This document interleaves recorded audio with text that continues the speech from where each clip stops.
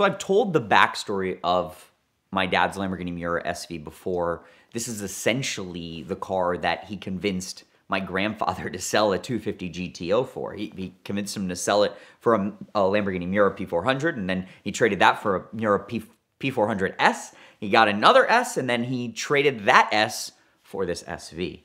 And I'll give you a little backstory. This was essentially a one-off car that was on display at the New York Auto Show in 1972 through Modena Racing. And it was the only Nero Cambiante, so black over pigskin. It's an incredible bright tan interior, US Miura SV spec, gold wheels, gold bottoms. I'm still looking for photos from the New York Auto Show. There was a gentleman, a doctor, I believe, that my father, or he's a professor that took photos of it, and my father remembers it from that period. So if he's out there, his family's out there, I'd love to find those photos. But essentially, my dad was a young guy. He was 19 years old, and he went to the New York Auto Show every year. And that year, he basically saw this car on display, and he had to have it. He fell in love. And I don't remember exactly this story, but apparently he negotiated with them. It was 1972 was the fuel crisis. The world was sort of in disrepair. Everyone told him he was crazy for buying a new Lamborghini, and he basically bought it off the show stand and then told the Lamborghini distributor he wanted it removed from the show immediately. So they ended up getting it back to Modena Racing, who was the distributor. He bought a ton of spare parts for the car, and he basically told them, do not touch it. I will drive it back home. So basically, after driving back home, at some point, my dad became OCD about the car. He drove it about 7,000 miles in its lifetime. He would never wash the car. He made sure the car never got wet, and he basically completely preserved the car. And for many years, it was probably the most original, high-quality Miura in the world. Imagine, no one had ever worked on it but him. It had its original tires, original interior, original paint, and was complete time capsule, a perfect car. I had only seen it outside once in my life. It was probably, I was 7 or 8 years old. My dad would bring it outside. He'd start it once a month. He'd check everything and try all the switches. But my dad is an incredibly OCD guy. And about 30 years ago, he decided that he was going to basically bring in the best painters from around the world and start just restoring the paint on this car. He wanted to keep the chassis, the mechanical, and the interior all original, but he wanted a Pebble Beach quality paint. Now, if you know anything about paint in the 1960s and 1970s, the Italian companies used basically a lead-based acrylic lacquer enamel type paint. This paint was very poor. I mean, you know, on an original paint Miura, there'd be cracks everywhere. The car wouldn't be straight. And that really bothered my dad, especially with black. I mean, black, you know, to get black paint perfect, the car has to be perfectly straight or you see everything in it. So he started probably about 27, 28 years ago to basically dismantle the car and basically redo the paint. And I remember as a young kid, I used to do sort of the prep work. You know, on weekends and summers, I would go and help him, and he would just be maniacal with these guys. And he'd be like, no, it's not straight enough. And, you know, you've got to do this. And I would watch him, and I would actually be sort of like, you know, shocked. This guy's nuts for trying to perfect this so much. For years and years and years, I mean, I'd watched him work in the door jams in places that no one goes to perfect and really make sure it was perfect. I remember at one point he had sent out, there was a famous chrome company that Ralph Lauren used for all his cars. It was Quell Chrome. And he had sent his chrome to them, and the chrome would come back, and he'd, you know, with a magnifying glass, he'd have it up to the light, and he'd say, no, there's a small dimple in the chrome. I'm sending it back. And he said, I don't care the cost. I just want the chrome perfect.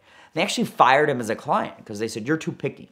You're going to drive us nuts. And in that period, Lamborghini still had new old stock parts. So over the years in the 80s and 90s, my dad would buy all the new old stock parts he could find. Rubbers, hoses, spark plug wires, carburetors, wheels, tires. So he amassed this incredible stock of NOS parts for the Miura. And he would go through things like, you know, the side glass, you know, on Miuras years ago, they'd sometimes have fine scratching or hazing, or they'd be wavy. And he'd go through 10 original new old stock side glass and choose which was the best one. So I went through this for years, and I'll never forget, I was doing some, sort of detail work, and I was helping prep, you know, taping lines or preparing the car for its final painting. I'll never forget, he was under me, he's like, no, that tape, see it, it's not perfect.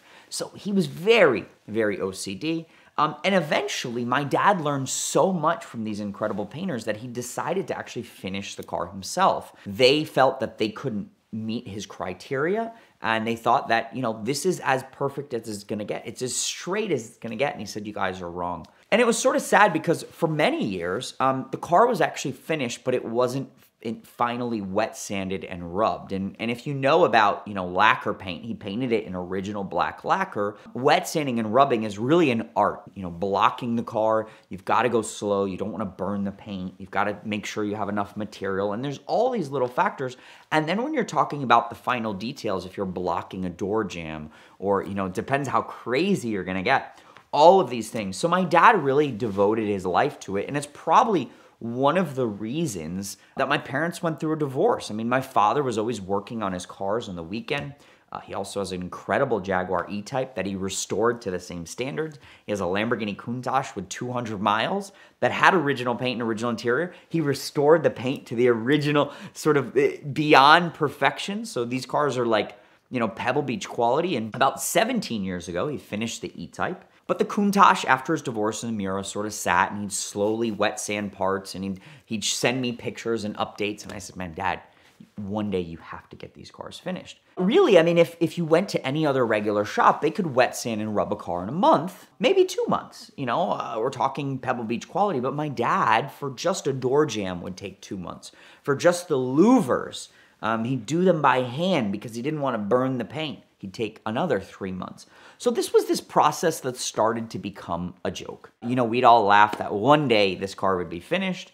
And I think the last time I told this story, I said, who knows when it'll be finished? And in the past year, I think my dad took it very seriously to finally get this car done. And he was basically finishing everything. He was installing the headlights. He was finishing the bumper, installing the lights. He wet sanded the whole car down. He blocked the whole car. And the car was just so straight, and he started to buff everything. And he basically had the entire car finished, and I was very disconnected from the process. I mean, I was proud of my dad for finally finishing this. But at the same time, emotionally, I know how much he invested with this car. Imagine, he lives in a man cave with his cars. He's devoted his life to these cars. And it really was not, I always resented his pursuit of perfection for many years. I mean, I thought he was crazy. People thought he was crazy. But the reality was, I learned to accept him as an artist. I mean, he had devoted his life to these cars. It wasn't about the money. It didn't matter if a Countach was worth $100,000 or a Miura was worth $3 million, or an E-Type is probably a $200,000-$300,000 car. The cars were not different to him because of the value. This was pure love for these cars.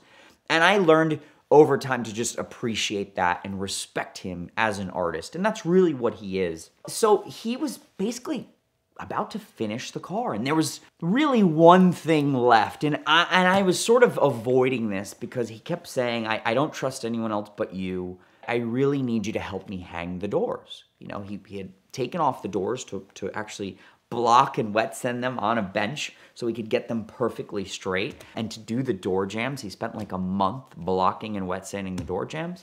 And he said, we just got to hang the doors. They're finished. All you have to do is hold them, and I'll put the 2 pins in.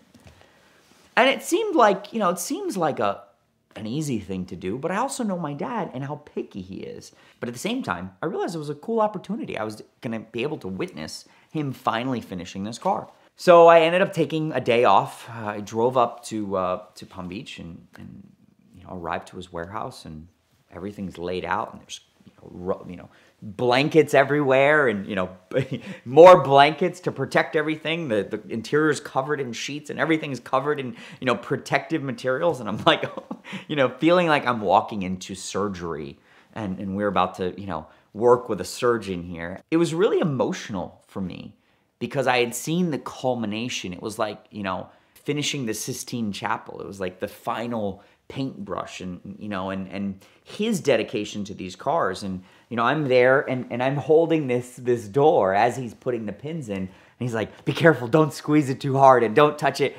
And he was driving me crazy at the time, but I again had to appreciate and respect his pursuit of perfection. And how many people can say that they've restored a car themselves that could be shown at Pebble and could win at Pebble because the quality is so high. Not many people. You know, one pin went in perfectly. One pin was a little tight. You know, it probably hadn't been in 27 years. And I'm sweating and he's sweating, and we get one door on and we go around to the other side. He's putting in and I'm holding, and I'm just like, please, we need to take a break. And he's like, no, we're almost done. And it took us about 3-4 hours to hang the doors. And it was probably the most stress I've had in a long time, because it was years of just watching him, you know, his dedication to these cars. And it was way beyond a Miura. It was way beyond anything. This was his life's commitment being finished at this moment. It was very emotional to step back. You know, you think of artists and you think of people dedicating their lives to something, and this was the result of that. We haven't officially, you know, shown anyone the car. We haven't, you know, I've taken a few little like teaser photos. He doesn't want to officially show it yet. I'm going to convince him at some point. But I'm really proud of him, and I'm really happy for him that it is done. So if you had to quantify it over 27 years, there were a good, I would say there was probably a good 10 years where every weekend and summer we were working on the cars nonstop. Now, he had 3 at once, so that's a massive undertaking. The E-Type was finished first, the Miura was finished, and the Countach is about to be finished now. Probably we're about a month or 2 away, which is remarkable. So you could estimate that he's probably worked on the cars about 9,000 hours per car. I would say that a normal Pebble Beach restoration could be, you know, 1,000 to 2,000 hours, max 3,000 hours. So he's taken 3 times that amount of time to finish the cars. In the past 5 years at Curated, I would say in the past 3 years, we've actually restored 2 Miura SVs completely. We've overseen another restoration of the Van Halen car, which is about to be finished. And imagine, even with COVID and the world being shut down, that'll probably take about 2 years total. So the average Miura SV restoration should be about 2 years, max 3 years. And I think, you know, his level of commitment is just probably a little bit different. You know, not everything needs to be perfect, but he's committed to his view of perfection. You know, it's funny, people always laugh at me, you know, one day, you know, God forbid, but one day, you know, when he passes, what will you do? And it doesn't even feel like it would be my car. It feels like it's supposed to be shared, and it feels like it's a museum car because of his commitment. And I think his story needs to be told. So that's one of the things. It's exciting to share that with you and his passion, and hopefully one day we can share the car more with everyone. But that is the story and the emotional story of finishing my father's Miura SV.